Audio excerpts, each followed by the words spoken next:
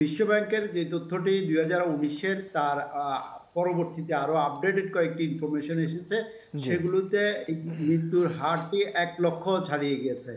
এখন ভয়াবহ। এই এই এই ধরনের ক্ষয়ক্ষতিগুলো যদি বায়ু দূষণের যে বিভিন্ন রকমের এলিমেন্টস রয়েছে, যেমন ধুলাবালির জন্য কতগুলো রোগ হয়, অ্যাজমা জাতীয় রোগ, শ্বাসকষ্ট, ফুসফুসের বিভিন্ন প্রদাহ, অ্যালার্জি এই ধরনের রোগগুলো তো হয়েই থাকে।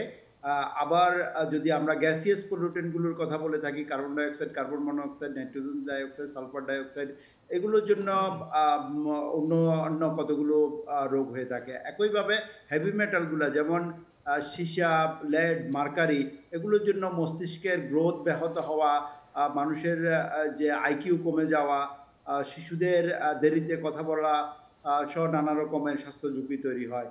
আবার কিছু দূষণ রয়েছে যেমন মাইক্রোবিয়াল এয়ার পলিউশন, হুম, হুম। যেগুলো অণুজীব জাতীয় এয়ার পলিউশন। আমরা ইদানিংকালে লক্ষ্য করি যে বিভিন্ন ধরনের ইনফেকশন হচ্ছে।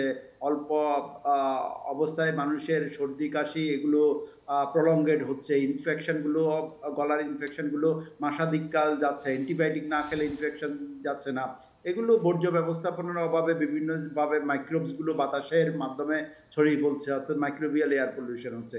ফলে বিভিন্ন ধরনের এলিমেন্টস, এয়ার পলিউশনের এলিমেন্টস গুলো বিভিন্ন ধরনের স্বাস্থ্য ঝুঁকি তৈরি করছে। তবে এগুলো সবগুলোকে ছাড়িয়ে যেই বিষয়টি এখন আমাদেরকে বেশি আতঙ্কিত করছে, সেটি হলো এত দূষণের মধ্যে থাকতে থাকতে মানুষের মনস্তাত্ত্বিক বিভিন্ন ধরনের দুর্বল অবস্থা তৈরি হচ্ছে। হুম, অর্থাৎ হুম। মানুষের কনফিডেন্স কমে যাচ্ছে।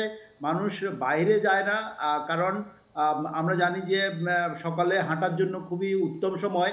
কিন্তু এটি খুব বেশি মানুষ এখন আমরা জানি না যে ঢাকাতে ২৪ ঘন্টার মধ্যে সবচেয়ে বেশি বায়ু দূষিত সময়টি হলো ভোর রাত থেকে সকাল ৮টা পর্যন্ত এই সময়টিতে। অর্থাৎ প্রাতঃভ্রমণের যে সময়টি সেটি। ফলে মানুষে আস্তে, আস্তে সকালে হাঁটতে সকালে যে গিয়ে হাঁটার নির্মল অভ্যেসটা। বাতাস, হুম। জি। জি, হাঁটার অভ্যাসটাও আস্তে, আস্তে তাদের পরিবর্তন করে ফেলতে হচ্ছে। আবার বাচ্চারা যে বাইরে খেলতে যাবে, অভিভাবকরা সেই জায়গাতেও দুশ্চিন্তা মুক্ত হতে পারছে না। কারণ বাইরে এত বেশি দূষণের ভিতরে তাদের বাচ্চাদের থাকতে হচ্ছে। সামগ্রিকভাবে এর স্বাস্থ্য ঝুঁকি অনেক বেশি আছে। গড় আয়ু তো কমছে, শারীরিক, মানসিক, অর্থনৈতিক দিকে মানুষ ক্ষতিগ্রস্ত হচ্ছে। অসুস্থ মানুষ কর্মঘণ্টা নষ্ট হয়ে যায়।